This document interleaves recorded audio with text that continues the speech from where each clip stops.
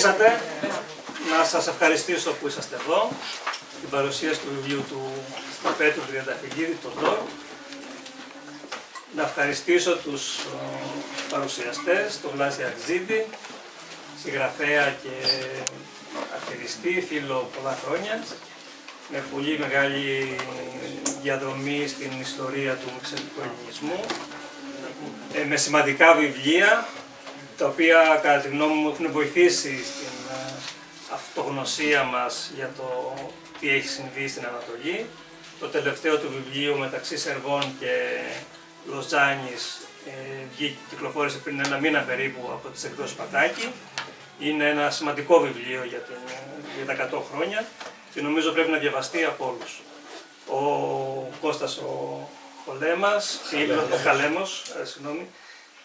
φίλος του Πέτρου και γνωστός δικός μου εδώ και περίπου 10 χρόνια, με συγγραφέας και δημοσιογράφος. Τα βιβλία του έχουν τοπικό χαρακτήρα. Εγώ έχω διαβάσει μόνο το Βλόκο της Καλογρέζας, το οποίο είναι ένα εξαιρετικό βιβλίο, και αύριο είναι και η επέτειος.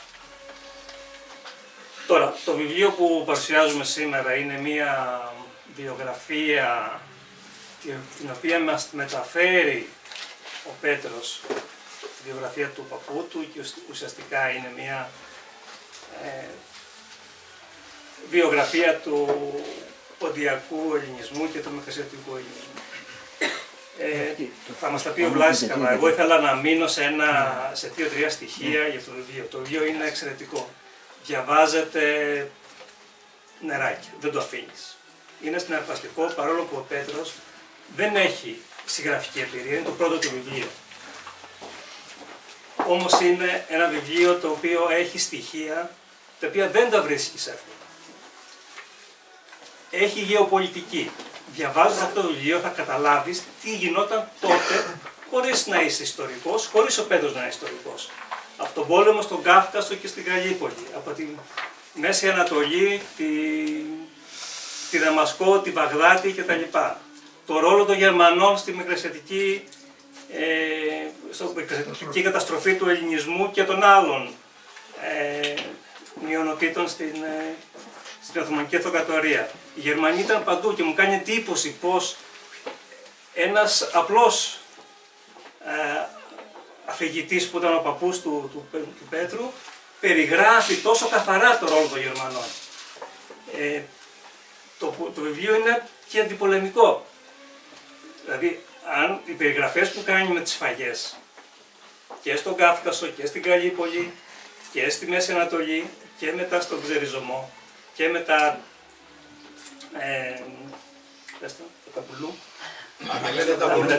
δηλαδή τα τάγματα εργασίας, είναι ασύλληπτο το πώς το μεταφέρει με τέτοιο τρόπο, και γι' αυτό λέω ότι είναι και αντιπολεμικό.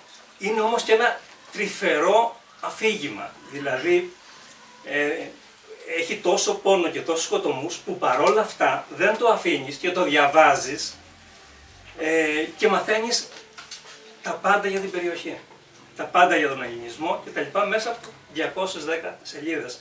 Αυτό το βιβλίο πρέπει να διαβαστεί από όλους, πρέπει να πάει σε όλες τις λέσχες ανάγνωσης και κατά τη γνώμη μου πρέπει ο Πέτρος να κάνει μια παρουσίαση όπου μπορεί σε όλη την Ελλάδα. Δεν είναι ένα βιβλίο δηλαδή στενά της οικογένειας του Πέτρου, ούτε καν του ποντιακού ελληνισμού. Έτσι, είναι όλης της Ανατολής και αφορά πιο πολύ και σήμερα. Αφορά και εμάς και ειδικά τα νεότερα παιδιά να μάθουν με ευκολία, γιατί με 200 σελίδες μπορεί να κάτσει 2 μέρες κάποιος να το διαβάσει. Δεν είναι τίποτα τρομερό. Θα μάθει τι σημαίνει προσφυγιά, τι σημαίνει πόλεμος, τι σημαίνει η εμπλοκή των μεγάλων δυνάμεων, των υπεριαλιστών. Δηλαδή το τι κάνανε οι Εγγλέζοι, π.χ. ας πούμε στη Μέση Ανατολή, τα περιγράφει τόσο καλά εδώ ο Πέτρος και το ρώτησα σήμερα, του λέω, τα έλεγε παππούς αυτά? Ναι, μου λέει, αυτά τα έλεγε έτσι. Απλά εγώ έκανα την τεκμηρίωση μετά, έψαχνα να βρω αν όντως τα λέει έτσι, αν είναι έτσι. Και είναι έτσι ακριβώς. Δεν είναι σαν το Βλάση, ο οποίος δουλεύει στην ιστορία με πηγές κτλ. Ο παππούς τα έζησε, ήταν το βίωμά του. Απλά λέω ότι αυτό ξεπερνάει το βίωμα και του παππού και του Πέτρου και της οικογένειάς του. Αφορά τους πάντες και ειδικά τους νέους. Ο Πέτρος έκανε ένα εξαιρετικό βιβλίο. Εγώ το βάζω στα 4 σημαντικά βιβλία που έχουν γραφτεί για αυτά τα 100 χρόνια. Είναι η έξοδος του Κέντρου Μηχανικών Σπουδών. Είναι τα χαΐρια μας εδώ του Γιώργη Παπάζογλου. Η Αγγέλα Παπάζογλου, τα χαΐρια μας εδώ, που περιγράφει τη Σμύρνη και την καταστροφή και την προσφυγιά μετά. Είναι της Έλλης Παπαδημητρίου ο κοινός λόγος. Και μέσα σε αυτά, με βάση τα δικά μου διαβάσματα, βάζω και αυτό. Δηλαδή είναι τόσο σημαντικό κατά τη γνώμη μου το βιβλίο και πρέπει να διαβαστεί από όλους. Ένα μεγάλο ευχαριστώ στον Πέτρο που έγραψε αυτό το βιβλίο και μας το έδωσε και εμένα που με εμπιστεύτηκε και το Ρώτη που μου τον σύστησε. Ένας κοινός φίλος. Οπότε ελπίζω να περάσετε καλά και να μάθετε πολλά πράγματα από τους παρουσιαστές. Ποιος θα... Ο Βλάσης έχει το λόγο. Λοιπόν, γεια σας. Καταρχάς ευχαριστίες στον εκδοτικό οίκο που εξέδωσε το βιβλίο, στον Δημήτρη προσωπικά, πραγματικά τους ευχαριστούμε, γιατί είμαστε μπροστά σε ένα διαμαντάκι, κυριολεκτικά το λέω. Αλλά πριν μπούμε στο βιβλίο, επειδή είπε κάτι για τους Γερμανούς, για να δούμε πόσο δεν ξέρουμε, και όχι τυχαία, τα πολύ κοντινά μας πράγματα, δηλαδή τα 100 χρόνια δεν είναι τίποτα μέσα στον ιστορικό χρόνο, έτσι. Είναι μόλις 3 γενιές, οι παππούδες μας τα ζήσανε, είχαν το βίωμα. Είπε για το ρόλο των Γερμανών και κυρίως για το ρόλο της γερμανικής δεξιάς. Και θα σας πω γιατί κάνω αυτή τη διάκριση, δηλαδή των αυτοκρατορικών Γερμανών. Στο χώρο της Μικράς Ασίας, της Οθωμανικής Αυτοκρατορίας καλύτερα, και Ανατολική Θράκη και Μικρά Ασία, δρούσαν 8.000 Γερμανοί αξιωματικοί στο πλευρό του νεοτουρκικού στρατού. Και το στρατό των νεότουρκων τον οργάνωσε, τον εξόπλισε και τον έκανε τιμοπόλεμο, είχε γερμανική ηγεσία. Ας πούμε, όταν έγινε η εκστρατεία στην Καλύπολη το 2015, ο αρχιστράτηγος των τουρκικών δυνάμεων απέναντι ήταν ο Λίμαν Φον Σάντερς. Και βεβαίως γιατί έγινε στην Καλύπολη, γιατί είναι μια μεγάλη ιστορία από μόνη της η εκστρατεία στην Καλύπολη, το γιατί η Αντάτ δεν μπόρεσε να πετύχει, ποια ήταν η στάση της Ελλάδας που υπονόμευσε τη συμμαχική εκστρατεία, ποια ήταν τα αποτελέσματα αυτής της υπονόμευσης στο μέλλον κλπ. Βρισκόμαστε μπροστά σε μια ιστορία, αγαπητοί φίλοι, η οποία όσο μεγάλη είναι, τρομερή, είναι το σημείο 0 της σύγχρονης ελληνικής κοινωνίας, των ελληνοτουρκικών σχέσεων, όλης της διαμόρφωσης της Αιγής Ανατολής, τόσο μικρότερη θέση καταλαμβάνει στη δικιά μας ιστορική μνήμη. Τυχαίο? Δεν ξέρω, θα δούμε. Δεν είναι τυχαίο. Σαφώς είναι συνειδητή επιλογή των δυνάμεων εξουσίας μετά το 22. Και μιας και ξεκινήσαμε όλο αυτό με τους Γερμανούς αξιωματικούς, που μετά το τέλος του Πρώτου Παγκοσμίου Πολέμου, το 18 δηλαδή, η Γερμανία ητάται πλήρως τον Νοέμβριο του 18. Επιστρέφουν όλοι αυτοί στη Γερμανία. Μια από τις βάσεις του εθνικοσοσιαλιστικού κινήματος, το Ναζί δηλαδή, έχουν 2-3 βάσεις κοινωνικές. Μια πολύ σημαντική βάση είναι και οι Οθωμανοί Γερμανοί. Δηλαδή οι 8.000 Γερμανοί αξιωματικοί που επιστρέφουν εκεί και ξέρουν πάρα πολύ καλά την μεθοδολογία. Πώς επιλύεις το εθνικό ζήτημα. Έχουμε τυχαίνει και έχουν και βγει πια όλα αυτά. Δηλαδή σήμερα εμείς ως ιστορικοί που έχουμε και συγκεκριμένες ευαισθησίες, έχουμε στα χέρια μας το σύνολο των δεδομένων, των εγγράφων, των πηγών, των μαρτυριών κλπ. Κυκλοφόρησε βεβαίως αυτό, το ποια είναι η συμβολή του κεμαλισμού στη συγκρότηση του εθνικοσοσιαλιστικού γερμανικού κινήματος. Και εκεί ένα διδακτορικό στην Αγγλία έγινε. Αναφέρεται ότι το 1921 σε μια επιστολή του ο Χίμλερ, ξέρετε, είναι Γερμανός αξιωματικός, ο οποίος είναι αυτός που εμπνέεται τα στρατόπεδα εξόντωσης. Όχι τα στρατόπεδα συγκέντρωσης, είναι διαφορετικό. Είναι τα στρατόπεδα εξόντωσης, όπως είναι το Auschwitz. Εκεί δηλαδή που θα συγκεντρώσουμε τους στοχοποιημένους ανεπιθύμητους και θα τους εξοντώσουμε. Και έτσι θα επιλύσουμε το εθνικό ζήτημα. Το 1921 λοιπόν γράφει σε επιστολή σε έναν Τούρκο φίλο, υπάρχει οι σχέσεις αυτές που διαμορφώθηκαν σε μια περίοδο 15 ετών μεταξύ νεότουρκων, δηλαδή ακραίων Τούρκων εθνικιστών και Γερμανών αξιωματικών, δεν τελείωσαν τον Νοέμβριο του 18 που ιτήθηκε η Γερμανία στον Πρώτο Παγκόσμιο Πόλεμο, συνεχίστηκαν με αλληλογραφία, με επιρροές κλπ. Ο Χίμλερ λοιπόν γράφει ότι τώρα καταλαβαίνω πώς είναι δυνατόν να επιλύσεις το εθνικό ζήτημα, το 1921. Όταν είναι σε πλήρη εξέλιξη ο Ελληνοτουρκικός πόλεμος, γιατί Ελληνοτουρκικό πόλεμο κατάντησαν μια συμμαχική επιχείρηση διαμόρφωσης ενός μεταοθωμανικού κόσμου, αυτοί που διαχειρίστηκαν για 2 χρόνια τη Μικρασιατική πρόκληση, και ουσιαστικά βλέπουμε πόσο κοντά όλα αυτά είναι σε εμάς. Λοιπόν, το ζήτημα της νεοελληνικής ιδεολογίας, των σιωπών, των τεράστιων σιωπών που ακολούθησαν τα 100 χρόνια που μας χωρίζουν από το 22, είναι ένα από μόνο του ξεχωριστό γεγονός. Τώρα, ας επιστρέψουμε όμως στο βιβλίο, γιατί αυτό είναι η αφορμή. Το βιβλίο αυτό είναι κορυφαίο βιβλίο. Είναι, και μπράβο στον Πέτρο, ο οποίος κράτησε στη μνήμη του τις αφηγήσεις του παππού του και με έναν πραγματικά αριστοτεχνικό τρόπο αυτές τις σκέψεις τις αποτύπωσε, τις έκανε ένα γραπτό κείμενο που λογοτεχνικά είναι άρτιο. Όμως το κείμενο αυτό δεν είναι μόνο λογοτεχνικά άρτιο, είναι και ιστορικά ακριβές. Και ακριβές όχι μέσα από τις παραδοσιακές μαρτυρίες που είτε είναι μαρτυρίες θυμάτων, είτε είναι μαρτυρίες ηρώων. Είναι ένα αντιηρωικό βιβλίο, είναι μια αντιηρωική αφήγηση. Είναι ακριβώς το βίωμα ενός ανθρώπου αμέτωχου που κύλησε η ιστορία και η τροχή του συνέτριψαν. Ακριβώς αυτό συνέβη με τους απλούς πληθυσμούς. Και ποιοι είναι αυτοί οι τροχοί της ιστορίας που τους συνέτριψαν? Είναι ξεκάθαρα, τα αναφέρει και ο ίδιος, είπαμε για τους Γερμανούς, στη συνέχεια είναι οι Νεότουρκοι, για τους οποίους ακόμα έως σήμερα η ελληνική ιστοριογραφία δεν είναι ξεκάθαρη. Τι είναι αυτό το κίνημα? Προοδευτικό, εξυγχρονιστικό, δημοκρατικό ή όχι? Μα είναι σαφές ότι δεν είναι αυτά. Είναι ένα προνεωτερικό κίνημα, ακραία ρατσιστικό, εθνικιστικό, μιλιταριστικό, που την πρώτη στιγμή έχει ως στόχο την εξόντωση του 30% του Οθωμανικού πληθυσμού. Από την πρώτη στιγμή. Και ακριβώς αυτό το υλοποιεί. Και έτσι φτάνουμε στους Βαλκανικούς πολέμους και μετά γίνονται όλα αυτά τα ζητήματα. Ο παππούς λοιπόν, ο Θόδωρος, ο Τοντόρ, όπως το λένε, είναι τουρκόφωνοι οι Έλληνες. Ωραία. Λοιπόν, σε ένα μεγάλο μέρος του Δυτικού Πόντου και της Παφλαγωνίας, για ιστορικούς λόγους, οι Έλληνες έχουν τουρκοφωνήσει.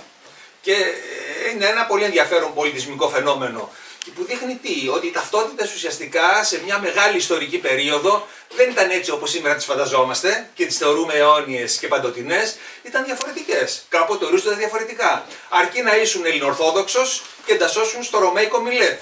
Και αν εσύ ασπαζόσουν το Ισλάμ, αυτόματα πήγαινε στην κυρίαρχη Ισλαμική ομάδα που μέσα στη διαδικασία την ιστορική της εθνικοποίησης αργότερα θα γινόσουν και σήμερα Τούρκος. Δηλαδή, κοιτάξτε πόσο παίχτηκαν τα γεγονότα. Το ίδιο συνέβη και στον βαλκανικό χώρο, έτσι, με τις διάφορες πολύγλωσσες ρωμαϊκές ομάδες. Αρβανίτες, Βλάχοι, Σλαβόφωνοι κλπ. Είναι μια ιστορική διαδικασία, είναι το μετέχμιο από εκεί που περνάμε από την προνεωτερικότητα στις σύγχρονες εθνικές ταυτότητες. Αυτό εκεί γίνεται ακριβώς με τον ίδιο τρόπο που έγινε και στα Βαλκάνια. Ο Τοντόρ λοιπόν, ο Θόδωρος, είναι ένας Ρωμιός. Ρωμιός που κατοικεί στη Σαφράπολη. Ο οποίος βεβαίως όταν μετά το κίνημα των Νεοτούρκων οι Νεότουρκοι στα πλαίσια, σε πρώτη φάση, υποδίονται τους μεταρρυθμιστές και τους διαφωτιστές και εξαλείφουν τις διαφορές μεταξύ χριστιανών, μουσουλμάνων, Εβραίων κλπ, Ελλήνων, Τούρκων, αρκεί να είσαι Οθωμανός πολίτης. Αυτή ήταν η αρχική πρόθεση του Τανζιμάτ. Οι Νεότουρκοι όταν επανέρχονται στην εξουσία αυτό το μετατρέπουν σε παντουρκισμό. Επιστρατεύουν όμως και τους χριστιανούς, Έλληνες και Αρμένιους και Εβραίους φυσικά, και τους στέλνουν στα μέτωπα πολέμου. Από το 14 που ξεκινάει ο Πρώτος Παγκόσμιος Πόλεμος, τον Οκτώβριο του 14 αν δεν κάνω λάθος, η Οθωμανική Αυτοκρατορία εντάσσεται στο γερμανικό στρατόπεδο. Γιατί εντάσσεται στο γερμανικό στρατόπεδο? Λόγω παντουρκισμού. Γιατί θέλει να αναιρέσει τις επιπτώσεις των Βαλκανικών πολέμων, δηλαδή να ξαναπάρει τα νησιά του Ανατολικού Αιγαίου και να πάρει και τις νέες χώρες, Ήπειρο, Μακεδονία, Θράκη. Αυτά τα έχασε το 12 λόγω του νεοτουρκικού εξτρεμισμού. Αυτό ήταν που οδήγησε στους Βαλκανικούς πολέμους. Λοιπόν, μπαίνουν στον Πρώτο Παγκόσμιο Πόλεμο. Στέλνουν λοιπόν τους ανθρώπους αυτούς να πολεμήσουν. Και τους στέλνουν με άθλιες συνθήκες. Ο Θόδωρος θα πάει στο μέτωπο του Καυκάσου. Είναι το μέτωπο του Ρωσοτουρκικού πολέμου. Ξεκινάει ο Πρώτος Παγκόσμιος Πόλεμος. Εκεί αρχικά οι Τούρκοι, δεν θα τους πω Τούρκους μάλλον, θα τους πω ή Οθωμανούς ή Νεότουρκους καλύτερα. Οι Οθωμανοί υπό νεοτουρκική εξουσία έχουν κάποιες πρώτες επιτυχίες. Σύντομα συντρίβονται από τους Ρώσους στην μάχη της Αρίκαμης με 40.000 νεκρούς, δηλαδή βάλανε ο Ενβέρ Πασάο που ήταν ο αρχιστράτηγος, έβαλε τον τουρκικό στρατό ντυμένο με θερινά όπλα, θερινά ρούχα, να περάσει στα βουνά του Καυκάσου για να πλαγιοκοπήσει το ρωσικό στρατό. 40.000 πεθάναν από το ψύχος.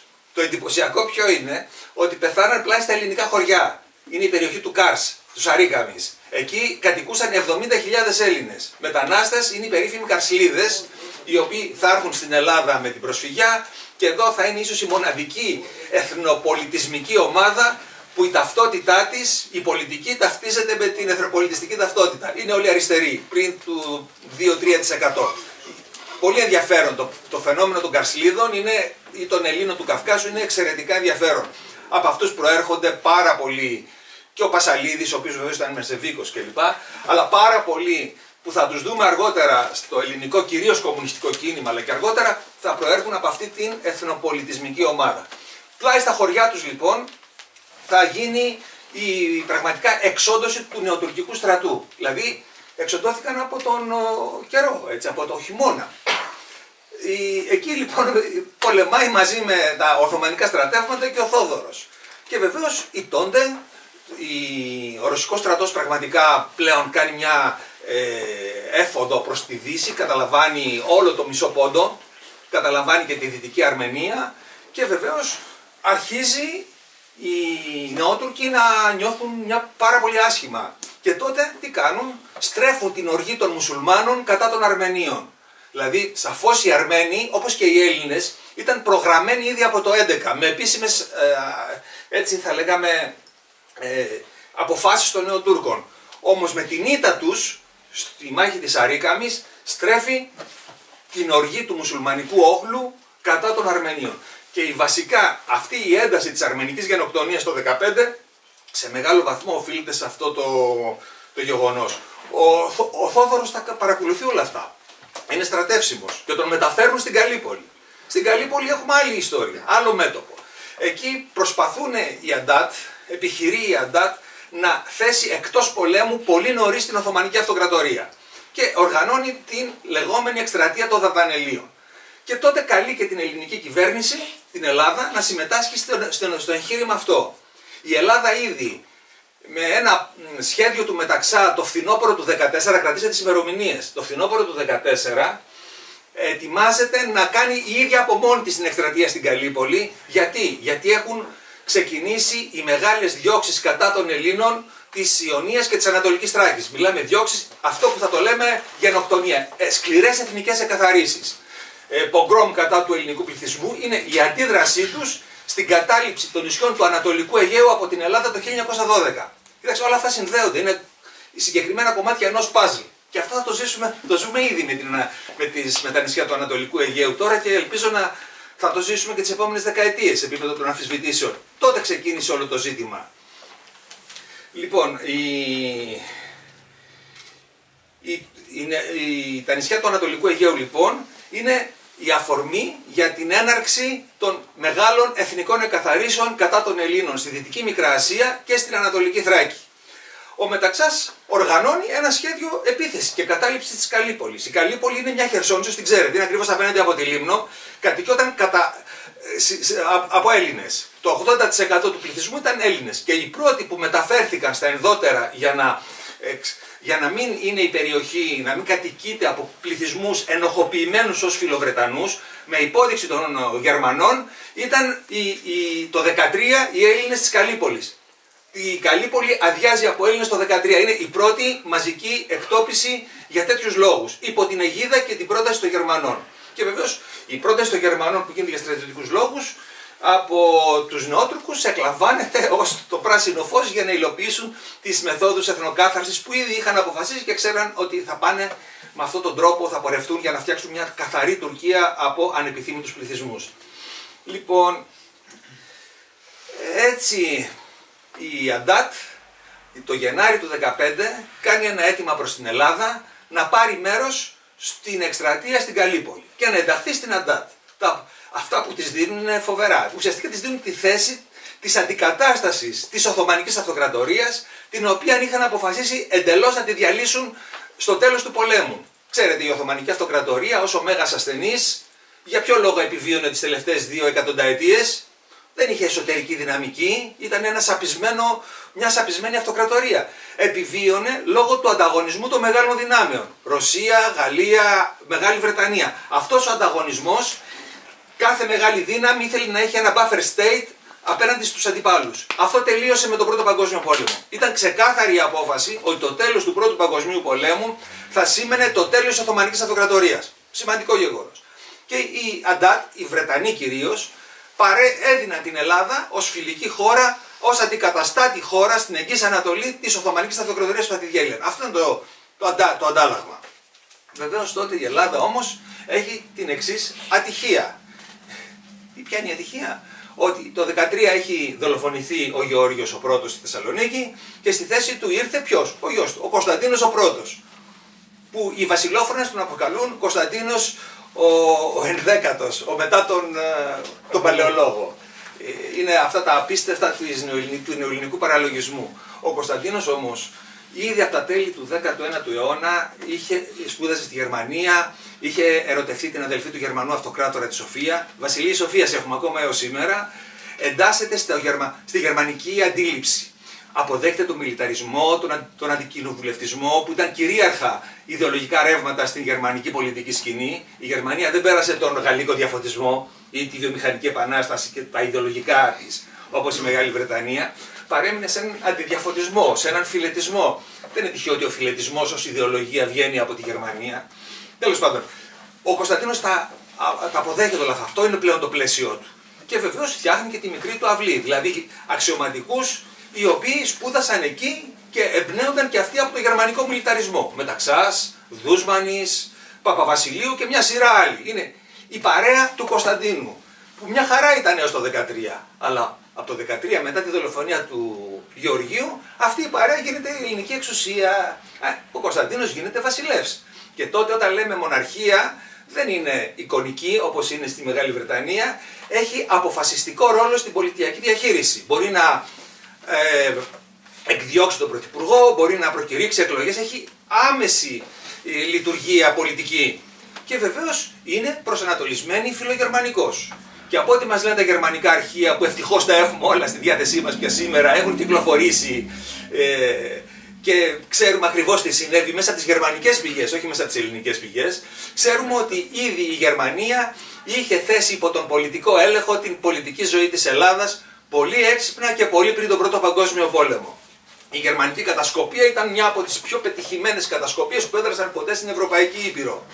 Και το πρώτο πετυχημένο project της ήταν ο ελληνικός εθνικός διχασμός. Έχουμε πολύ συγκεκριμένα ζητήματα επιστολών Κάιζερ με Κωνσταντίνο, όπου τον καλεί να μην δεχθεί τις απόψεις της Αντάτ. Όπου ξεκάθαρα του λέει ότι αν πείτε εσείς, η Τουρκία θα ιτηθεί. Αυτό όμως εσάς δεν σας συμφέρει. Γι' αυτό λοιπόν προσπαθήστε να μην πάρετε μέρος στο συμμαχικό σχέδιο, στο σχέδιο της Αντάτ. Και εκεί πάνω είναι η σύγκρουση, η τρομακτική σύγκρουση του εκλεγμένου πρωθυπουργού που είναι ο Βενιζέλος με τον μονάρχη που είναι ο Κωνσταντίνος. Όταν λέμε μονάρχη, το επιτελείο του, έτσι, Βασίλισσα Σοφία, γερμανική πρεσβεία, Μεταξάς, που είναι ο κύριος άνθρωπος των Γερμανών στο πολιτικό σύστημα εκείνη την εποχή. Και βεβαίως τελικά θα επικρατήσει αυτός που έχει την εξουσία και τη δύναμη. Ποιος την έχει εκείνη την εποχή? Ο μονάρχης την έχει. Δεν την έχει ο εκλεγμένος πρωθυπουργός. Τώρα, ο Βενιζέλος έχει μια άλλη αντίληψη. Ο Βενιζέλος έρχεται από την Κρήτη. Εδώ παίζονται παιχνίδια στην ελληνική πολιτική δομή, στη σελίδα, που είναι εντυπωσιακά. Τώρα καθυστερούμε με αυτά, αλλά θα προσπαθήσω να τελειώσω. Δεν θα σας κουράσω πολύ.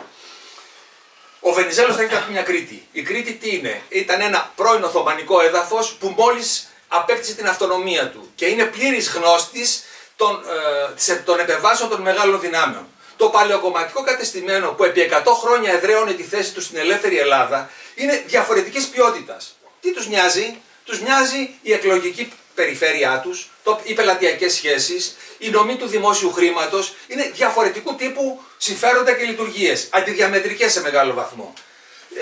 Και έτσι ο Βενιζέλος, ο οποίος εκφράζει, καταλαβαίνει σε διεθνές επίπεδο το τι γίνεται, τελικά εκδιώκεται και επικρατούν οι φιλογερμανοί. Και έτσι για 2 χρόνια, 15 με 17, η Ελλάδα θα μείνει ουδέτεροι, εκτός σε μια φιλογερμανική ουδετερότητα. Όμως, στην ιστορία δεν υπάρχουν κενά. Ποιος θα καλύψει την αποχώρηση της Ελλάδας από την ιστορία, από τη μεγαλύτερη σύγκρουση που έγινε ποτέ στην Ευρώπη? Οι Ιταλοί. Οι Ιταλοί ήταν σύμμαχοι των Γερμανών και όταν η Ελλάδα αποστασιοποιείται, ουσιαστικά καλύπτουν το κενό. Πηγαίνουν στην Αντάτ και η Αντάτ τους δίνει τα ανταλλάγματα. Και τα ανταλλάγματα πλήρης κυριαρχία στην Ανατολική Μεσόγειο. Έχουν τα Δωδεκάνησα από το 11, τους δίνει όλη τη Μικρά Ασία, τη Δυτική Μικρά Ασία και τη Σμύρνη μαζί. Στις μυστικές διαπραγματεύσεις.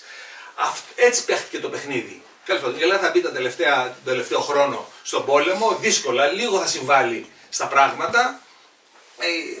Και παράλληλα βεβαίως ο Τοντόρ ακολουθεί όλη την πορεία του Πρώτου Παγκοσμίου Πολέμου. Δηλαδή μέσα από την αφήγηση του Τοντόρ βλέπεις πώς εξελίσσεται ο Πρώτος Παγκόσμιος Πόλεμος. Από το 16 αρχίζουν τα αμελέτα μπουρού. Μαζεύουν οι Τούρκοι όλους τους χριστιανούς, τους παίρνουν τα όπλα και τους στέλνουν σε τάγματα εργασίας στην Ανατολία, όπου σκληρές συνθήκες τους απασχολούν σε δημόσια έργα. Μεγάλος, πέθαναν χιλιάδες, δεκάδες χιλιάδες, έχουμε μαρτυρίες. Θεωρείται ότι περίπου 100.000 χριστιανοί, Έλληνες και Αρμένοι θα πάνε στα τάγματα εργασίας. Μεγάλο μέρος από αυτούς θα πεθάνει από τις άθλιες συνθήκες, από τις αρρώστιες και από τις κακουχίες. Θα δραπετεύσει ο Θόδωρος. Θα δραπετεύσει, θα κατέβει προς τα κάτω, προς τη Μέση Ανατολή, Πρώτος Παγκόσμιος Πόλεμος. Έτσι. Στο νότο συγκρούονται οι Βρετανοί με τους Οθωμανούς. Μαζί με τους Βρετανούς και οι Άραβες. Τότε έδρασε και ο Λόρενς της Αραβίας εκεί. Αυτός ο ευφυής Βρετανός κατάσκοπος. Συλλαμβάνουν τον Θόδωρο μαζί με κάποιους άλλους συμπολεμιστές του, δραπέτες από τα τάγματα εργασίας, τους ξαναεντάσσουν στον Οθωμανικό στρατό. Ξαναπολεμάει ο Θόδωρος. Φανταστείτε το 16 πολεμάει ξανά με τον Οθωμανικό στρατό, τώρα κατά των Βρετανών στο νότο. Τους συλλαμβάνουν οι Βρετανοί 2 χρόνια σε στρατόπεδο συγκέντρωσης, μέχρι που τους αφήνουν. Τους αφήνουν, κάποια στιγμή στο τέλος του Πρώτου Παγκοσμίου Πολέμου επιστρέφει στη Σαφράπολη, στην πατρίδα του, πιστεύοντας ότι το τέλος του πολέμου θα συνδυαστεί με το τέλος των δεινών που αυτός έχει περάσει. Όμως δεν είναι εύκολα τα πράγματα, γιατί τότε αναπτύσσεται το κεμαλικό κίνημα. Το κεμαλικό κίνημα αναπτύσσεται από το Μάη του 19. Σήμερα ξέρουμε και πόσο ο Κεμάλ, ο Οθωμανός αξιωματικός, φεύγει από την Κωνσταντινούπολη και πηγαίνει στη Σαμψούντα για να οργανώσει τον εθνικιστικό του στρατό. Οι Ιταλοί είναι από πίσω. Οι Ιταλοί ουσιαστικά πιέζουν τους Βρετανούς, οι Βρετανοί έχουν την κυριαρχία στην Κωνσταντινούπολη, να επιτρέψουν έναν Οθωμανό αξιωματικό να πάει στη Σαμψούντα, τάχα για να ειρηνεύσει την περιοχή, γιατί εκεί είχε γίνει φοβερή σφαγή κατά των Ελλήνων. Αντάρτικο, Ποντιακό κλπ. Συγκρούσεις. Γι' αυτό το λόγο πηγαίνει, για ειρήνευση.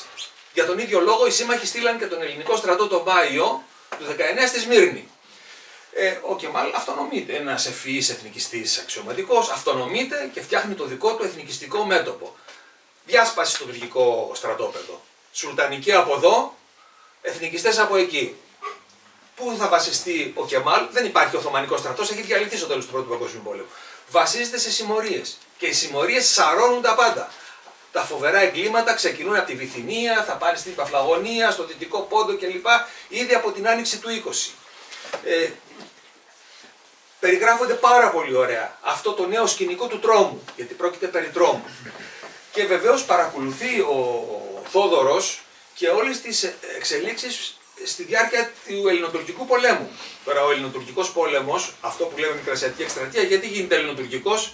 Γιατί το Νοέμβριο του 20, όταν οι παλιοί φιλογερμανοί ξαναέρχονται στην εξουσία, ουσιαστικά κάνουν τα απίστευτα λάθη και μετατρέπουν μια διασημαχική επιχείρηση όπως ήταν έως εκείνη τη στιγμή σε ελληνοτουρκικό πόλεμο. Και επιτρέπουν φυσικά αυτούς που είχαν διαφορετικά συμφέροντα να διαλύσουν τις ενδοσυμμαχικές υποχρεώσεις και να στραφούν προς τον Κεμάλ. Κυρίως οι Ιταλοί πρώτα, οι Γάλλοι στη συνέχεια, φυσικά και οι Ηνωμένες Πολιτείες ήταν υπέρ του Κεμάλ κλπ. Οι Βρετανοί μένουν πια μόνο στο πλευρό των Ελλήνων, αλλά με μια απόσταση και με μια σχετική ουδετερότητα. Οι Σοβιετικοί φυσικά επενδύουν στο κεμαλικό κίνημα με ένα απόλυτο τρόπο, όπως τα λέγαμε. Οι Έλληνες μένουν μόνοι. Μένουν μόνοι. Η ελληνική και το πολύ εντυπωσιακό στοιχείο εδώ που θέλει μόνο να πούμε τι σημαίνει αυτό, η Σαφράπολη, παρότι βιώνει αυτή τη βία των συμμοριών, δεν τους εκτοπίζουν την κεμαλική περίοδο. Γιατί συμβαίνει αυτό? Γιατί στην περιοχή εκεί θα δράσει ο Παπαευθύμ. Ο Παπαευθύμ είναι ένας κληρικός, ο Ευθύμιος Καραχισαρίδης, ο οποίος θα πει στον Κεμάλ ότι εμείς είμαστε Τούρκοι χριστιανοί Ορθόδοξοι. Δεν είμαστε Ρωμιοί, είμαστε Τούρκοι. Αυτό λοιπόν θα λειτουργήσει ως μια προστατευτική ομπρέλα και φυσικά δεν θα αποφύγουν τη βία την από κάτω, αλλά δεν θα υποστούν τη μαζική εκτόπιση στο νότο όπως οι πόντιοι. Περιγράφει ότι από τη Σαφράπολη, καταπιεσμένοι, έτσι, τους κυνηγούν όλοι, τους κλέβουν όλοι, προσπαθούν κάποια στιγμή από ένα σημείο και πέρα, μαζεύουν και τους άντρες για να τους στείλουν στα τάγματα εργασίας. Στην κεμαλική εποχή και δραπετεύει ο Θόδωρος και κρύβεται στα βουνά. Βλέπει όμως, αυτό συμβαίνει την άνοιξη του 21, τα κύματα των εκτοπισμένων ποντίων που τους μεταφέρουν στα ενδότερα. Τους πήγανε στο Κουρδιστάν, πολλοί από αυτούς ήρθαν στην Ελλάδα, όσοι επέζησαν, μέσω της Συρίας. Εδώ έχουμε το εξής γεγονός που συνδέεται πάλι με τα ελληνικά δρόμενα. Γιατί έχουμε αυτό την άνοιξη του 21 τις μαζικές εξορίες των Ελλήνων της παραλίας της Μαύρης Θάλασσας, έτσι, όταν λέμε Πόντι είναι οι Έλληνες του Πόντου, έτσι, όπως λέμε Κρητικοί, οι Έλληνες της Κρήτης. Γιατί εκτοπίζουν τους μεγάλους ελληνικούς πληθυσμούς του Πόντου και τους στέλνουν στα ενδότερα? Πολύ απλά. Γιατί η ελληνική μοναρχική κυβέρνηση τα έχει κάνει μαντάρα μετά τον Νοέμβριο του 20. Έχει σπάσει τις συμμαχικές σχέσεις και το Φλεβάρι-Μάρτι του 21 γίνεται η συνδιάσκεψη του Λονδίνου. Ξαναμαζεύονται οι σύμμαχοι να ξανασυζητήσουν τι θα κάνουν με τα Οθωμανικά εδάφη στο τέλος του πολέμου. Έως εκείνη τη στιγμή, με τη συνθήκη των Σευρών, τα είχαν δώσει στην Ελλάδα. Ανατολική Θράκη και περιοχή Σμύρνης. Εδώ όμως τώρα Γάλλοι, Ιταλοί είναι θανάσιμοι εχθροί αυτής της εκδοχής, παρότι υπόγραψαν τη συνθήκη των Σευρών, και όλοι μαζί τους λένε: κοιτάξτε, δεν θα τα καταφέρετε, είστε μόνοι σας, σηκωθείτε και φύγετε από τη Μικρά Ασία. Και εκεί λοιπόν οι δικοί μας, οι οποίοι όντως πήραν τις εκλογές λέγοντας θα σας φέρουμε τα παιδιά σας πίσω, τι δουλειά έχουν στη Μικρά Ασία και όλα αυτά, νιώθουν πολύ άσχημα να καταλαβαίνουν το πρόβλημα, γιατί το έχουν ζήσει ένα τετράμινο, πεντάμινο που είναι στην εξουσία. Και εκεί λοιπόν λένε στους συμμάχους ότι κοιτάξτε, μην νομίζετε ότι δεν θα τα καταφέρουμε, όχι μόνο θα τα καταφέρουμε, θα καταλάβουμε και την Άγκυρα και θα στείλουμε και στρατό στον Πόντο. Αυτές είναι οι ελληνικές υποσχέσεις του Γούναρη, της κυβέρνησης, της βασιλικής κυβέρνησης προς τους συμμάχους το Φλεβάρι-Μάρτι του 21. Κρατήστε το αυτό. Αυτά όλα δημοσιεύονται. Πρωτοσέλιδα στον τύπο. Στρατός, ελληνικό στρατό στον Πόντο. Κανένα σχέδιο δεν υπήρχε κάτι τέτοιο. Ο Κεμάλ όμως δεν είναι χαζός. Ξέρει ότι καθώς θα αποσταλεί στρατό στον Πόντο με ένα κοινωνικό πεδίο ευνοϊκό, φιλικό με Έλληνες, πολύ πιθανό αυτή η απόβαση να είναι μοιραία για αυτόν, να το χτυπήσει από το βορρά, ώστε να τον περικυκλώσουν οι Έλληνες και από το νότο, από τα δυτικά και από το βορρά. Και έτσι ξεκινάει το δεύτερο σχέδιο εθνικής εκαθάρισης του Μικρασιατικού Πόντου. Για αυτούς τους λόγους βλέπει ο Θόδωρος ο Τριανταφυλλίδης τα καραβάνια των εκτοπισμένων ποντίων να περνάνε έξω από τη Σαφράπολη και να πηγαίνουν προς τα κάτω. Κοιτάξτε πως όλη αυτή η ιστορία μπλέκεται πάρα πολύ με τη διαχείριση που κάνει η ίδια η Ελλάδα. Δεν είναι δηλαδή μια ιστορία ξεχωριστή κάποιων χαμένων Ελλήνων στα βάθη της Ανατολίας. Είναι μια ιστορία απόλυτα συνυφασμένη με τη νεότερη ελληνική ιστορία. Και όταν έχεις αυτή τη μαρτυρία, η οποία είναι τόσο αυθεντική, τόσο καλά δοσμένη, χωρίς κανέναν εθνικισμό, καμιά ηρωική διάθεση και τα περιγράφει όλα αυτά, πραγματικά λες κοιτάξτε, η καλύτερη τεκμηρίωση μιας ιστορικής διαδικασίας είναι αυτή που διαβάζω εδώ. Και βεβαίως δεν θα πάω στα μεθεπόμενα, τα οποία είναι η προσφυγιά στην Ελλάδα, η πολύ άσχημη συμπεριφορά, η εγκατάσταση στις παράγκες της Καλογρέζας κλπ. Αυτά θα μας τα πει ο Κώστας ο Χαλέμος, ο οποίος ζει ακόμα στην περιοχή αυτή. Και τα Δεκεμβριανά, ο Εμφύλιος κλπ. Εντάσσονται. Δηλαδή είναι η ιστορία της Ελλάδας. Αλλά ποια ιστορία της Ελλάδας? Είναι αυτή που καθόρισε τη σύγχρονη Ελλάδα και οι ελίτ, οι ελλαδικές, έκαναν ό,τι περνούσε από το χέρι τους μετά το 22 να την αποσιωπήσουν.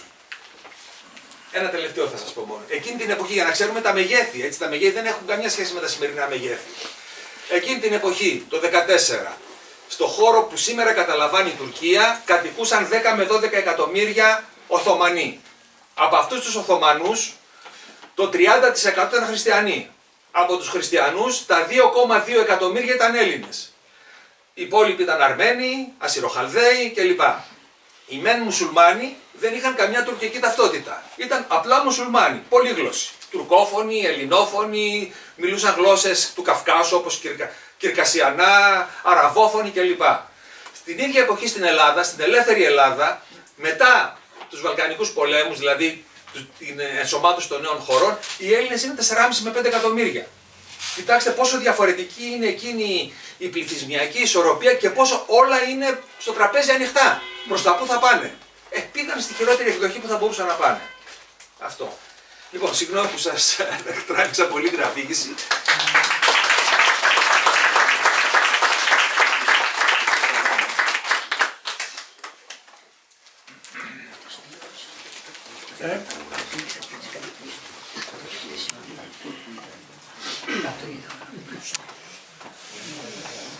Μετά το χυμάρο του Βλάση, εγώ θα είμαι ένας ξεροπόταμος. Είναι πάντα φοβερά ενδιαφέρουσες οι διαλέξεις του Βλάση. Έχω παρακολουθήσει αρκετές. Πάντα καταφέρει να με εκπλήξει. Νομίζω δεν είναι καθόλου κουραστικός. Όση ώρα και να μιλήσει, κρατάει το ενδιαφέρον πάντα ψηλά. Λοιπόν, εγώ θα σας πω μερικά πράγματα, όχι πολύ ιστορικά. Θα σας μιλήσω λίγο για τον Πέτρο. Με τον Πέτρο, αν και μεγαλωμένοι στην ίδια περίπου γειτονιά, γνωριστήκαμε λίγο αργά, δηλαδή αφού είχαμε περάσει και 2 τα 50 μας χρόνια. Το γνώρισα ως αξιόλογο φωτογράφο και ανήσυχο ταξιδευτή.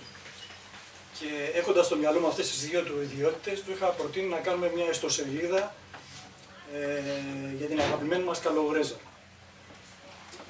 Εμείς οι δύο και ο συντοπίτης μας, ο Σίμος ο Φουσκούνης, ο οποίος είναι μουσικός δημιουργός, είχαμε και έχουμε πολλά κοινά. Το πρώτο είναι η αγάπη μας για την Καλογρέζα, η αγάπη μας για τις παλιές γειτονιές και το όνειρό μας να κρατήσουμε ζωντανή τη μνήμη της παλιάς Καλογρέζας. Και έτσι φτιάξαμε την ιστοσελίδα kalogrezart.gr. Εκείνη την εποχή ο Πέτρος μου αποκάλυψε το σχέδιό του, το όνειρό του, να γράψει ένα βιβλίο για τον παππού του βασισμένο σε αναμνήσεις που είχε από τις διηγήσεις του παππού του κτλ. Η ιδέα μου φάνηκε καταπληκτική, τον ενθάρρυνα και του είπα ότι ό,τι βοήθεια θέλει από μένα, ευχαρίστω να του την προσφέρω. Πάντοτε πίστευα και εξακολουθώ να πιστεύω ότι την ιστορία δεν τη γράφουν μόνο οι επώνυμοι, η ιστορία γράφουν και οι ανώνυμοι άνθρωποι. Καθένας που περνάει από τη γη αφήνει ένα στίγμα. Στον τόπο που γεννηθήκαμε στην Καλογρέζα έχουν αφήσει το στίγμα τους οι λιγνητορύχοι, οι εκτελεσμένοι του Μπλόκου και νομίζω τώρα με αυτό το βιβλίο αφήνει το στίγμα του και τον Ντόρ Τριανταφυλλίδης. Το βιβλίο πιστεύω ήμουνα από τους πρώτους που το διάβασα, γιατί ο Πέτρος έσπευσε να μου το φέρει σχεδόν αμέσως μόλις εκδόθηκε. Το διάβασα απνευστή, όπως συνηθίζεται να λέμε στα βιβλία. Ουσιαστικά μέσα σε μια μέρα το είχα διαβάσει. Και όχι μόνο το είχα διαβάσει, αλλά είχα πάρει και κάποιους συγγενείς μου και είχα μεταφέρει τις εντυπώσεις μου και συγκινήθηκαν πάρα πολύ, γιατί έχουν κάποια συγγενική σχέση με την οικογένεια του Πέτρου. Λοιπόν, διαβάζοντας το βιβλίο, προσωπικά ήρθαν στο μυαλό μου θύμησες από την Καλογρέζα των παιδικών μου χρόνων. Θυμήθηκα σημεία και πρόσωπα τα οποία έχουν ξεχαστεί από πολλούς, όπως το ψιλικατζίδικο του Βενιαμίν.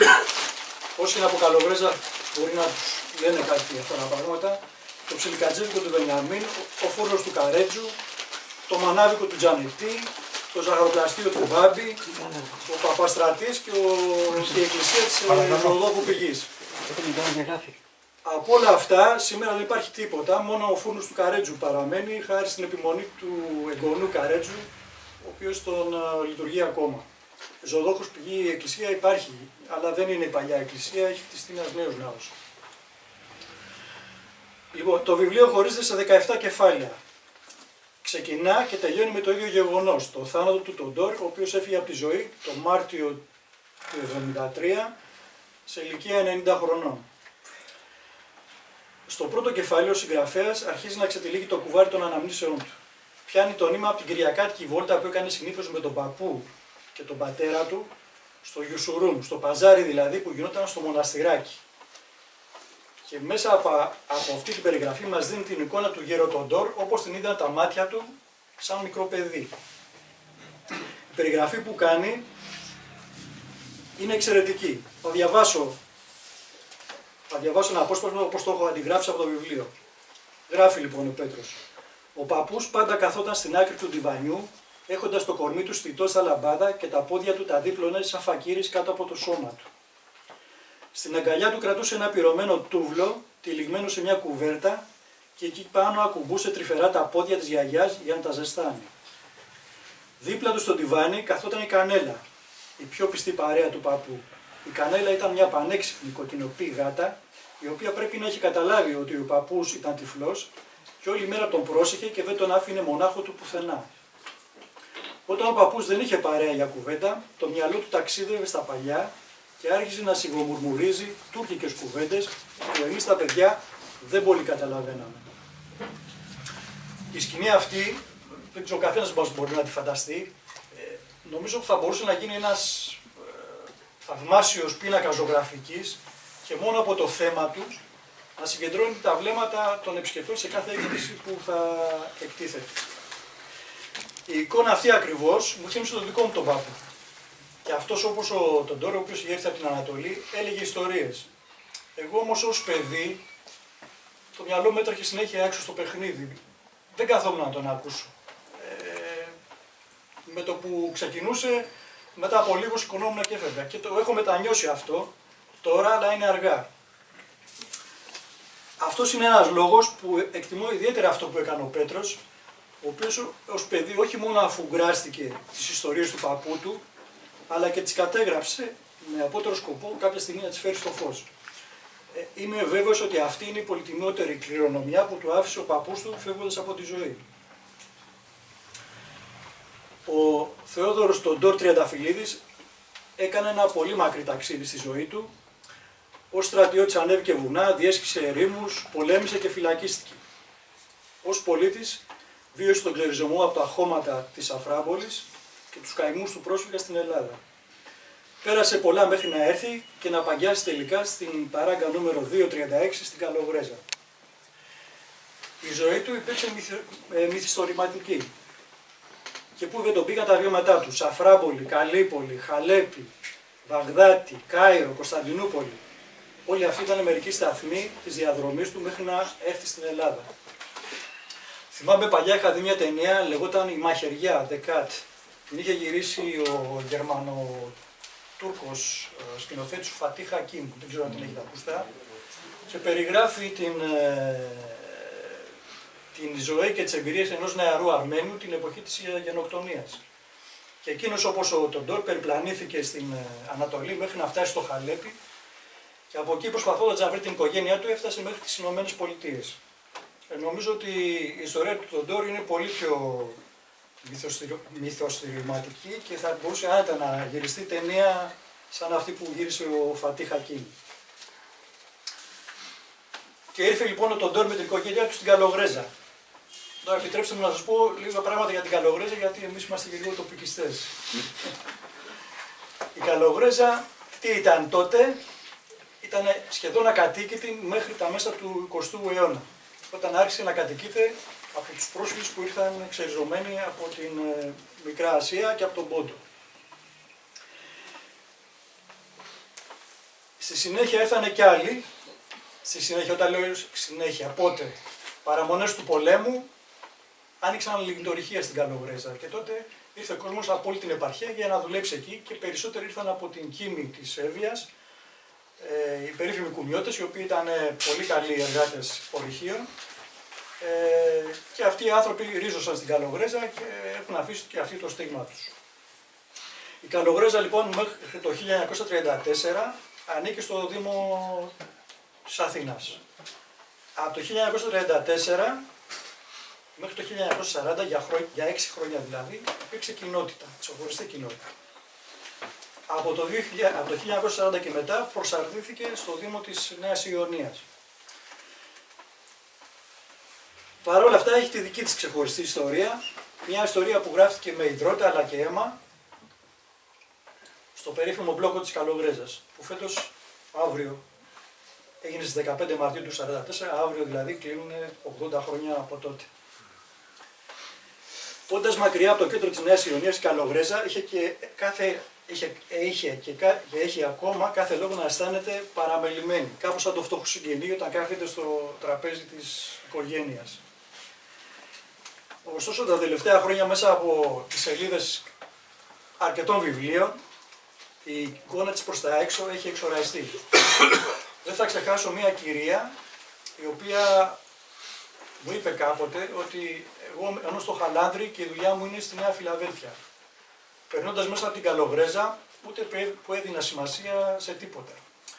Αφού του διάβασα κάποια πράγματα στα βιβλία που έχουν κυκλοφορήσει, περνάω την Καλογρέζα και τη βλέπω πλέον με άλλο μάτι.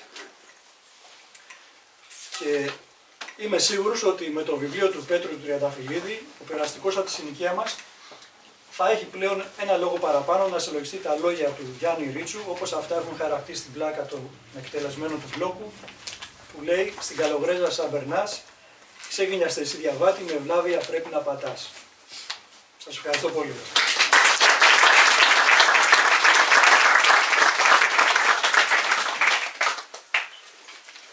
Ευχαριστούμε τον Πέτρο.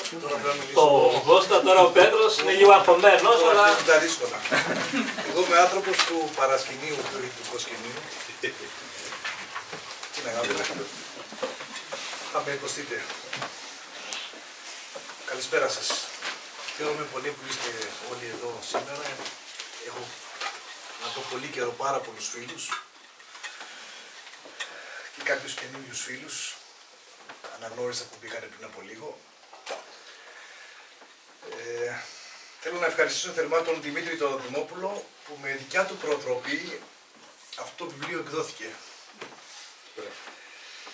Στην αρχή είχα επιλέξει την αυτοέκδοση και την εκτύπωση λίγων αντιτύπων προκειμένου αυτές οι μαρτυρίες να μείνουν ζωντανές και να διαβαστούν από τα μέλη της ευρύτερης οικογένειας και ίσως και από κάποιους φίλους. Θέλω να ευχαριστήσω τον φίλο τον Βλάση για την τιμή που μου έκανε να προλογίσει αυτό το βιβλίο, καθώς επίσης και τη σημερινή του ομιλία. Τέλος τον φίλο τον Κώστα, που μέσα από τα βιβλία του πραγματικά διασταύρωσα πολλές αφηγήσεις του παππού και ήμουν σίγουρος τελικά ότι έτσι όπως τα έλεγε έτσι ακριβώς γίνανε. Γιατί πολλές φορές είχα αμφιβολίες, μα έγινε και αυτό, έγινε και αυτό. Και τα βιβλία του για την Καλογρέζα πραγματικά μου άνοιξαν τα μάτια. Φίλε Κώστα, σου είμαι ευγνώμων και για κάτι άλλο.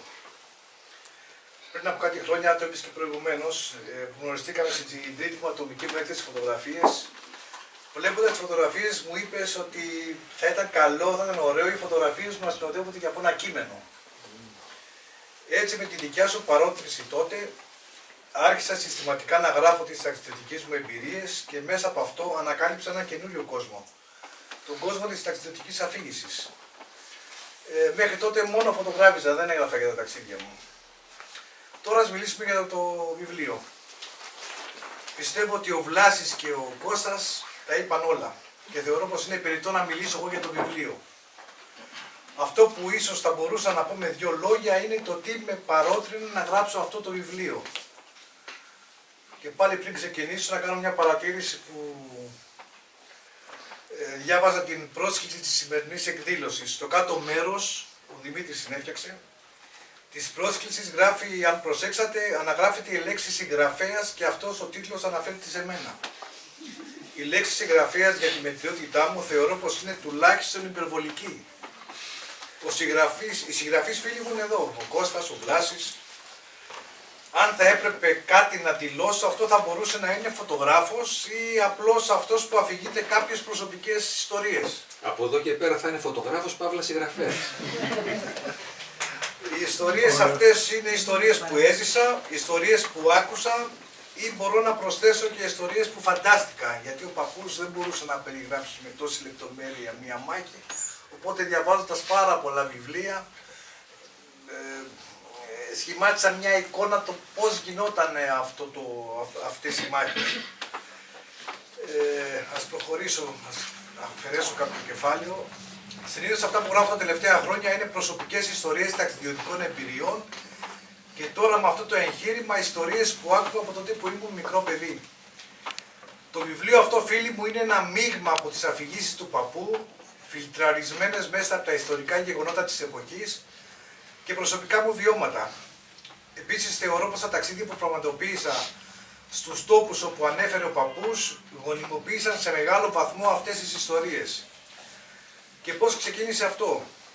Από τα μικρά μου χρόνια, το αναφέρανε και οι προηγούμενοι ομιλητές, με γοήτευαν οι ιστορίες του παππού τον Ντόρ, το κουζινάκι του προσφυγικού σπιτιού μας, που έκτισε ο ίδιος πλην το πλήνθο στην Καλοβρέζα, ήταν σε καθημερινή βάση ο τόπος όπου συγκεντρώνονταν όλο το σόι. Κώστα, τα θυμάσαι και εσύ αυτά στα σπίτια μας?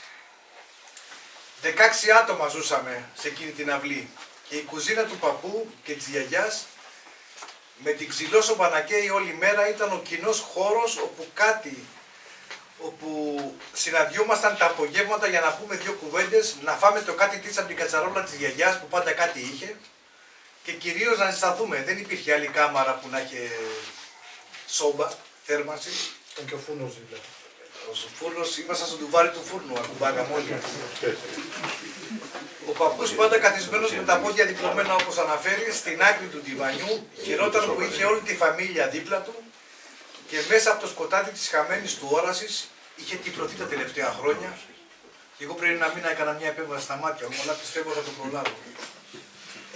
Αναπολούσε τα παλιά και περιέγραφε με κάθε λεπτομέρεια τις ιστορίες από την πατρίδα που για εμάς τα παιδιά τότε ήταν τα καλύτερα παραμύθια. Παιδιά δεν είχαν διαβάσει παραμύθι παιδικό. Οι ιστορίες του παππού ήταν τα παραμύθια. Όταν ο παππούς θυμόταν μέρες δύσκολες και σκοτεινές, τον πιάναν ως συνήθως τα σεγκλέτια και άρχισε τα αμάν αμάν. Τα αμάν αμάν ήταν τραγούδια, παιδιά. Τώρα θα ακούσετε ένα μικρό ηχητικό απόσπασμα από τον παππού σε πολύ μεγάλη ηλικία να τραγουδά. Τώρα θα το βάλει εδώ ο φίλος.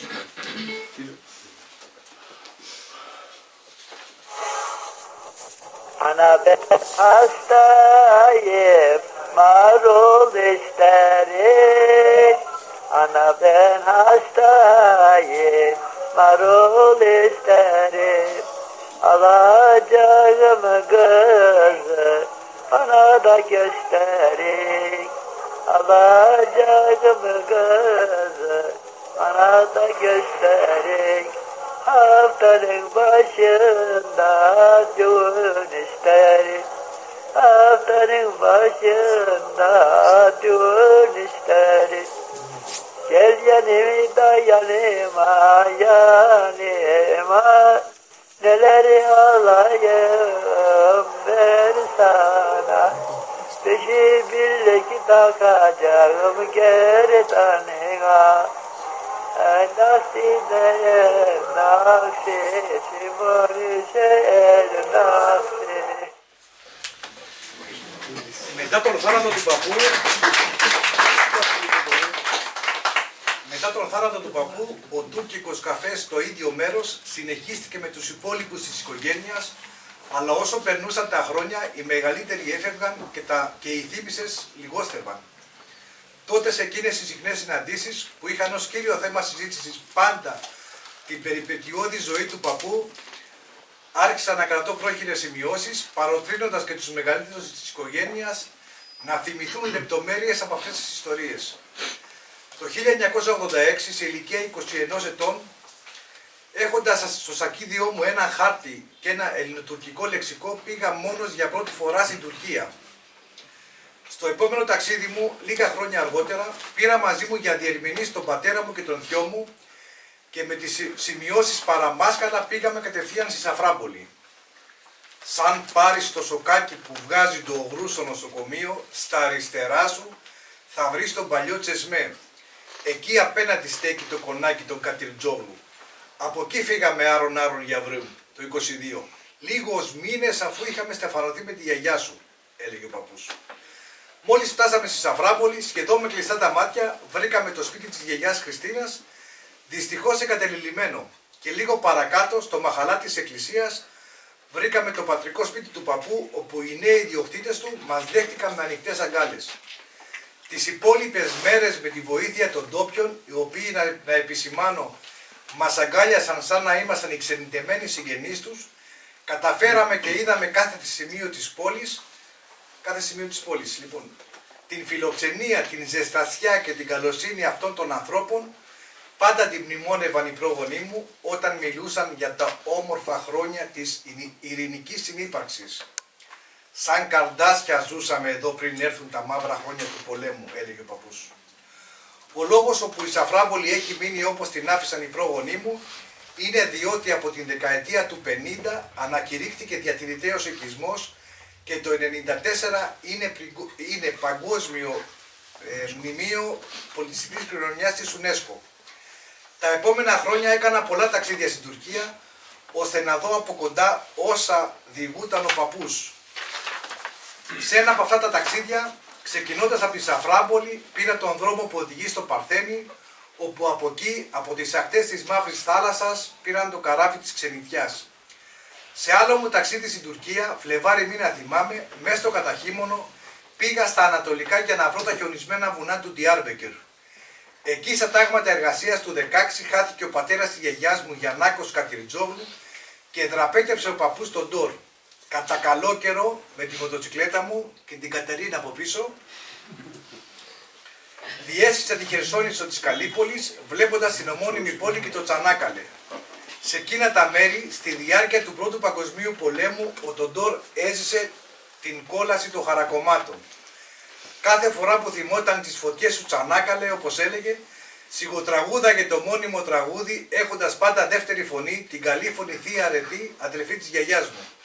Τσανάκαλε η τσιντέ βορντουλάρ μπενί, ολμεντέρ με ζαρά κουιντιλάρ μπενί, οφ γελτζίμ εϊβάχ. Μέσα στο Τσανάκαλε με χτυπήσανε. Πριν την ώρα μου με ρίξανε μέσα στον τάφο. Αχ, νιάτα μου, αλίμονο. Τώρα θα ακούσετε το μικρό ηχητικό απόσπασμα από τον παππού να τραγουδά.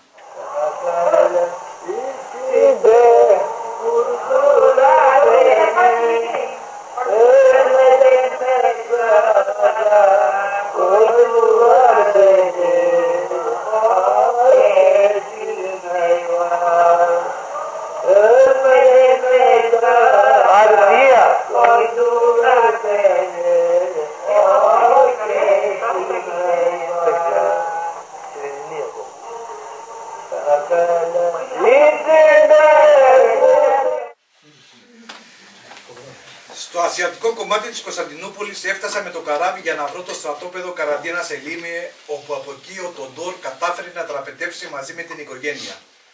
Μόνο στην Τουρκία πήγα 21 φορές προσπαθώντας κατά κάποιο τρόπο να αναπαραστήσω τη μαρτυρική πορεία του. Επίσης όλα αυτά τα χρόνια επισκέφτηκα και άλλους τόπους της πάλε ποτέ Οθωμανικής Αυτοκρατορίας. Πρώτα πήγα στη Δαμασκό και στο Χαλέπι της Συρίας, όπου εκεί ο Τοντόρ περιγράφει το μεγαλειώδης κλειστό παζάρι της πόλης. Σήμερα δυστυχώς είναι κατεστραμμένο από τον πρόσφατο πόλεμο στη Συρία. Αργότερα επισκέφτηκα τα Παλαιστινιακά εδάφη, όπου στην έρημο της Αραπιάς, όπως έλεγε ο παππούς, κυνηγήθηκε από τα αγγλικά στρατεύματα. Ύστερα από χρόνια έβαλα πλώρη για το ματωμένο Ιράκ, όπου στη μυθική Βαγδάτη, δίπλα στις όχθες των ποταμών Τίγρη και Εφράτη, πιάστηκε εχμάλωτος. Ανή και Φόντα μαζί είχαμε πάει και ήμουν πολύ συγκινημένος όταν προσγειωνόταν το αεροπλάνο στη Βαγδάτη και βλέπαμε τους ποταμούς από πάνω. Στο Μισήρι την Αίγυπτο πήγα αρχές του 1995, όπου στα σύρματα έξω από το Κάιρο έμεινε φυλακισμένος κοντά 2 χρόνια. Είναι πολλά τα μέρη που επισκέφτηκα προσπαθώντας να έχω την πραγματική εικόνα των τόπων που περιγράφω στο βιβλίο. Και πιστεύω πως αυτό με βοήθησε αρκετά. Παράλληλα με τα ταξίδια ερευνούσα ιστορικά αρχεία, ελληνική και ξένη βιβλιογραφία και γενικά ό,τι είχε σχέση με τη συγκεκριμένη ιστορική περίοδο. Φίλε Βλάση, θέλω να σε ευχαριστήσω ακόμη μια φορά, διότι μέσα από τα βιβλία σου και τις δεκάδες ομιλίες σου που είχα την τύχη να παρακολουθήσω όλα αυτά τα χρόνια, μου λύθηκαν πολλές απορίες που τα έλεγε ο παππούς ανάκατα και δεν μπορούσα να καταλάβω τι δουλειά πολεμάει με τους Εγγλέζους, πολεμάει με τους... Τέλος πάντων. Όλη αυτή η αναζήτηση, φίλοι μου, ήταν ένα ταξίδι που ξεκίνησε πριν πολλά χρόνια και κάθε φορά που έλεγα πως πρέπει να κλείσει αυτό το κεφάλαιο, κάποιο νέο στοιχείο το ανέβαλε. Η αλήθεια είναι ότι αν μπει στο τρυπάκι της έρευνας, δεν βγαίνεις εύκολα. Διότι όσο ψάχνεις, συνήθως ένας καινούριος δρόμος που σου ανοίγεται μπροστά και μια καινούρια πληροφορία σε οδηγεί σε καινούρια μονοπάτια. Πάντως, το πιο συγκλονιστικό κομμάτι αυτού του συγγραφικού ερευνητικού ταξιδιού ήταν όταν ανακάλυπτα στα αρχεία στη βιβλιογραφία ή στα ταξίδια μου λεπτομέρειες από τις ιστορίες που διηγούταν ο παππούς. Η μυθιστορηματική ζωή του τον Ντόρ Γκιουλόγλου γράφτηκε με μοναδική έγνοια να μείνουν ζωντανές αυτές οι ιστορίες. Με το γράψιμο αυτού του βιβλίου, εκτός ότι κρατήθηκαν οι μνήμες ζωντανές, είχα την ευκαιρία να ξανασυναντηθώ με τους πρωταγωνιστές, να ξανασυνδεθώ μαζί τους και κατά κάποιο τρόπο να γίνω αυτόπτης μάρτυρας αυτών των ιστοριών. Και πότε είπα πως πρέπει να τελειώσει αυτό το ταξίδι? Από τα 16 άτομα της οικογένειας, παιδιά και εγγόνια που ζούσαμε εκείνα τα χρόνια στην αυλή του παππού, σήμερα έχουν φύγει περισσότεροι, δυστυχώς ακόμα και από την τρίτη γενιά, τη γενιά την οποία ανήκω κι εγώ. Το βιβλίο αυτό γράφτηκε πρωτίστως για την οικογένεια, όπως προείπα, και ιδιαίτερα για τα 21 άτομα της 4ης και 5ης γενιάς. Μαζί μας είναι εκπρόσωποι αυτής της γενιάς, είναι η κόρη μου η Δάφνη, στην άκρη. Είναι ο αδελφός μου ο Θεόδωρος, ο Τοντόρ Τριανταφυλλίδης, ενιψιά μου. Η γλώσσα του βιβλίου προσπάθησε να είναι αυθεντική και αληθινή. Είναι η γλώσσα που μιλούσαν οι γυραιότεροι της οικογένειας. Είναι η μητρική γλώσσα των Σταυραπολιτών, η τουρκική. Με την εγκατάστασή τους στην Ελλάδα, η γλώσσα τους μπολιάστηκε με διάφορες ντοπιολαλιές του ελληνικού χώρου και άλλων ελληνόφωνων μικρασιατικών προσφύγων, με αποτέλεσμα με τα χρόνια η ομιλία τους να είναι ένα μείγμα με κυρίαρχη πάντα την τουρκική γλώσσα. Ελληνικά θέλω να μιλήσω, αλλά η γλώσσα μου στα τουρκικά γυρνάει, για βρε μου, έλεγε ο παππούς. Τι να κάνω, δεν τη μαζεύω τη ρημάδα. Αυτά έλεγε ο παππούς κάθε φορά που ξεκινούσε να πει μια φράση στα ελληνικά, αλλά κατέληγε πάντα να μιλά στα τουρκικά. Ευτυχώς που είχα τους γονείς μου δίπλα που μιλούσαν και οι δύο τουρκικά, και όσα δεν έπιανα, αμέσως αυτοί, σαν το Google το σημερινό, τα μετάφραζαν. Τώρα θα ακούσετε ένα μικρό ηχητικό απόσπασμα, το οποίο ο παππούς ξεκινάει να μιλήσει ελληνικά, αλλά το γυρνάει στα τουρκικά.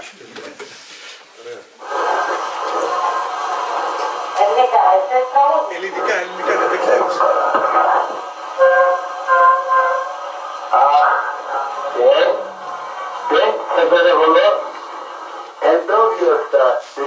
Σε εντόπιο δουλεύει, να δουλεύω. Παιδιά, δεν τι κάνει, ωραίο. Ωραίος ήταν. Ağlıyor Beria. Hemen işi bıraktım ben. Hemen çok Beria'yı çocuğu salıyorum. Salı sokmuşlar, salı satıyoruz, salı satıyoruz yani. Ondan sonra karılar gayet şükürdü bana. Ondan sonra itibar ederdi. Derleri bu uşak derleri kocalarına falan diyordu. Gelince çocuğu ettiler, bravo derlerdi falan. Bir de bir yer kulakı diyorlardı.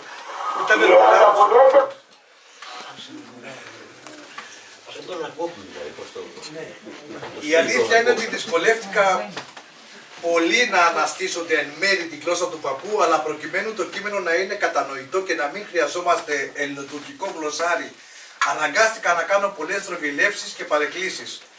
Σε κάθε περίπτωση, κύριος στόχος ήταν η καταγραφή της ζωντανής γλώσσας και όχι η τήρηση των κανόνων γραμματικής και του συντακτικού. Μια άλλη διευκρίνηση που θα ήθελα να κάνω αφορά την αλλαγή του ονόματος και την τουρκοφωνία μεγάλης μερίδας προσφύγων. Τελευταία σελίδα, παιδιά, τελειώνω. Όπως γνωρίζετε, τα πρώτα χρόνια της εγκατάστασής τους στην Ελλάδα, οι πρόσφυγες πέρασαν πολύ δύσκολα. Υπήρχε ρατσισμός, προκατάληψη και ιδιαίτερα σε αυτούς που μιλούσαν μόνο την τουρκική και είχαν και τουρκογενή επίθετο. Τώρα, Γκιουλόγλου και να μιλάς και τουρκικά. Ήταν οι τουρκογεννημένοι, οι τουρκοβαπτισμένοι, οι αλλόφωνοι.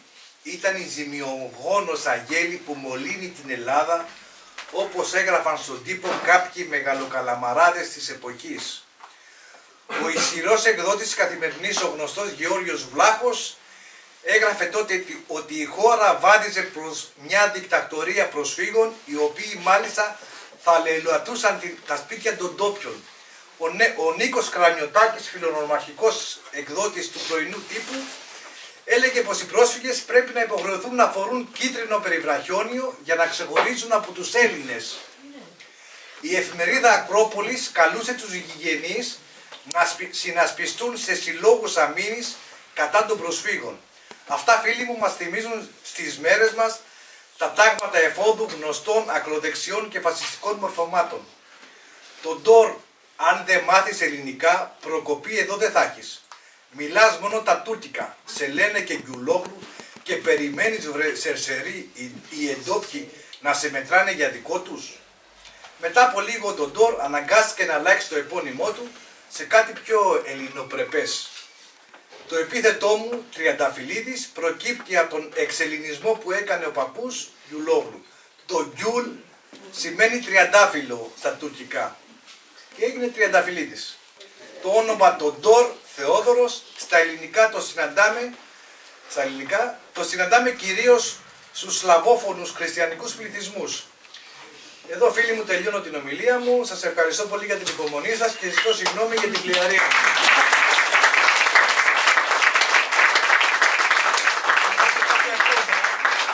Η Κατερίνα, η σύντροφός μου, η οποία βρίσκεται σήμερα εδώ πίσω, Σήκω να σε δούμε.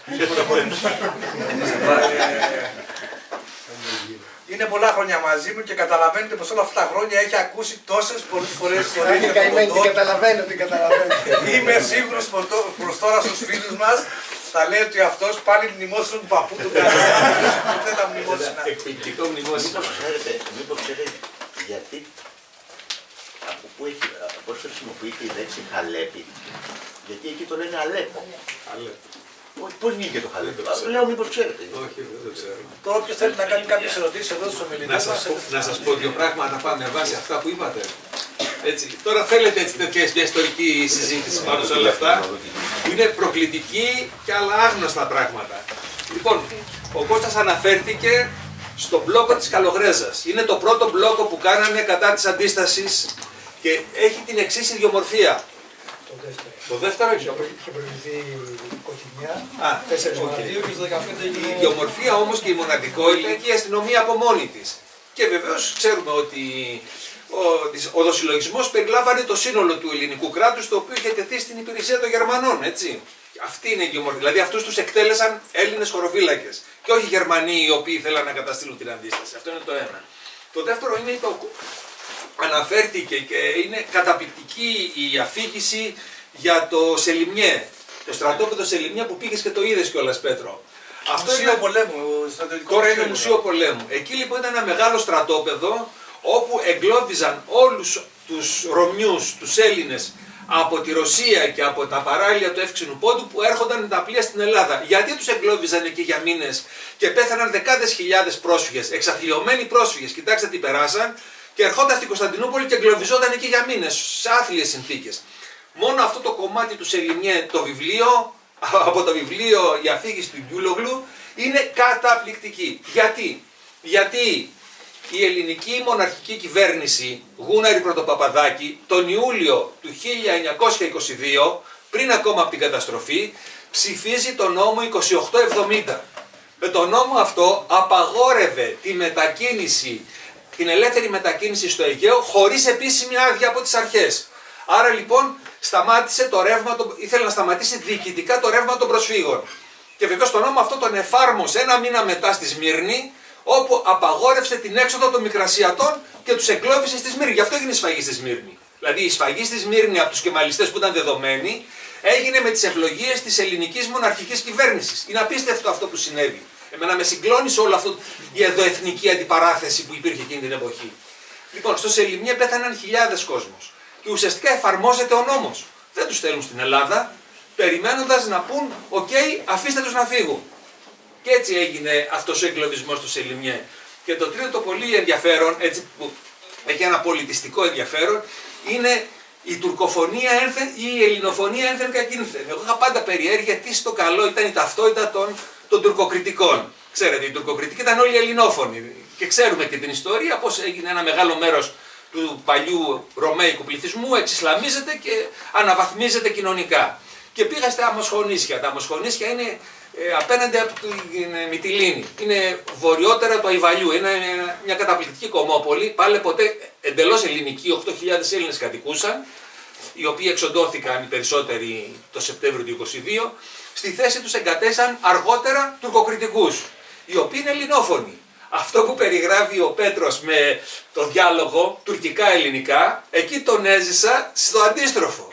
Η γιαγιά μιλούσε ελληνικά, ο εγγονός απαντούσε τουρκικά και ήταν σαν να μιλούν την ίδια γλώσσα. Δεν μπορούσε η γιαγιά Αϊσέ, ας πούμε, η τουρκοκριτικιά, να μιλήσει τουρκικά, μιλούσε μόνο ελληνικά. Αλλά όλος ο περίγυρός της απαντούσε στα τουρκικά, γιατί καταλάβαινε τι λέει στα ελληνικά. Εντυπωσιακό το φαινόμενο. Ακριβώς το ίδιο, αντίστροφα το ζήσαμε εμείς με τους δικούς μας τουρκόφωνους. Αυτά έτσι, τρία σημεία. Ό,τι άλλο θέλετε εδώ να ρωτήσετε, κυρίως αυτή η φοβερή περιπλάνηση που έκανε εγώ το ζηλεύω τον Πέτρο, γιατί πήγε στα μέρη αυτά. Δηλαδή τα έζησε, είδε τι σημαίνουν αυτά τα μέρη, είδε τις φοβερές αποστάσεις που εμείς δεν τις καταλαβαίνουμε αυτή τη στιγμή. Είναι φοβερές οι αποστάσεις. Είναι χιλιάδες χιλιόμετρα. Και τότε τα έκαναν με τα πόδια και σε άθλιες συνθήκες. Δηλαδή πραγματικά είναι αξιοσημείωτη αυτή η περιπλάνησή σου, Πέτρο. Αν έχετε καμία ερώτηση να κάνετε, εδώ το Βλάση. Και για την Καλογρέζα και τα Δεκεμβριανά που αναφέρεται είναι συγκλονιστικό, έτσι. Δεκεμβριανά, εμφύλιος, πολλοί από αυτούς τους πρόσφυγες που θα πάνε στην αντίσταση θα βρεθούν πολιτικοί πρόσφυγες στην Ανατολική Ευρώπη μετά. Κοιτάξτε πώς συνεχίζεται η ιστορία, δεν τελειώνει μόνο εκεί. Να μας πει λίγο συγγραφέας, να ρωτήσω κάτι. Εσείς τα κρατήσατε αυτό ως μικρό παιδί που σας είπε ο παππούς. Πώς έχει γίνει όλη αυτή η μεταγραφή αυτή? Κοιτάξτε, σε μια αυλή που ζούσε όλη η οικογένεια, 16 άτομα ζούσαμε μαζί, αλλά όλο το σόι, υπήρχε όλη η οικογένεια, ήταν σε όλη την Καλογρέζα, οικογένειες. Ήταν τόπος συνάντησης. Μπορεί να πέθανε ο παππούς όταν ήμουν εγώ παιδί, θυμόμουν ιστορίες, αλλά αυτές οι ιστορίες ήταν συνέχεια, ήταν η μοναδική κουβέντα που είχαμε για πάρα πολλά χρόνια. Μέχρι που έφυγε και η δεύτερη γενιά, ας το πούμε. Πολιτική ιστορία, δηλαδή, από τον ένα στον άλλο. Δεν είναι μόνο αυτό. Ο Κώστας, αν διαβάσετε το πρώτο κείμενο, που είναι, το είπε μετά πριν ο Κώστας, ο Πέτρος στη βόλτα που κάνει από την Καλογρέζα στο Αγίου Σουρούμ, περιγράφει τόσο καλά την Αθήνα τη δεκαετία του 70 που είναι ασύλληπτο. Εγώ έζησα λίγο την πλατεία Κοτζιά τη δεκαετία του 80-82 με τους οικοδόμους που περιμέναν τα μεροκάματα, ακριβώς ήταν έτσι, κουστομαρισμένοι κτλ. Και μου έκανε τρομερή εντύπωση. Εγώ αυτό διάβασα, το πρώτο κείμενο που διάβασα ήταν αυτό και λέω αυτό περνάει, βγαίνει αμέσως. Έτσι. Αυτό είναι το ένα. Το δεύτερο, και εγώ θέλω να ρωτήσω και το Βλάση. Αυτά μας τα έλεγε η Δόμνα με τη Μάνια, η Δόμνα Ισαμίου που ήταν από τον Παϊντήρ. Και η Μάνια που ήταν επίσης από τη Σμύρνη, ήταν ανιψιά του Σεφέρη και μας έλεγε, και εντάξει το ξέρουμε και από άλλα, και αναγνώσματα και αφηγήσεις, το πώς ο τουρκικός λαός υποδέχεται τους Έλληνες που πάνε εκεί.